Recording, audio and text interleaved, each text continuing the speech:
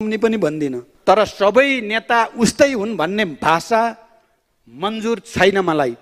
म यही रोस्टमबाट भन्न चाहन्छु, शेरा दरबारमा मेरो नाम जोडिन्छ भने छानबिन सुरु गरियोस्, मबाट नै म तयार। छानबिन गर्नुहोस्, प्रचण्डको पहिला छानबिन गर्नुहोस्। बेला बेला क्यान्टोनमेन्ट भनेर चाहिँ गीत गाउने गरेको पनि सुन्छु म। क्यान्टोनमेन्ट छानबिन गरे भयो नि। मैले प्रधानमन्त्री हुँदा यदि हाम्रा अनुसन्धान गर्ने निकायहरूले अनुसन्धान गर्दै जाँदा प्रचण्ड देखियो भने नछोड भनेर निर्देशन दिने सायद नेपालको पहिलो प्रधानमन्त्री बन्ने सौभाग्य मैले पाएँ।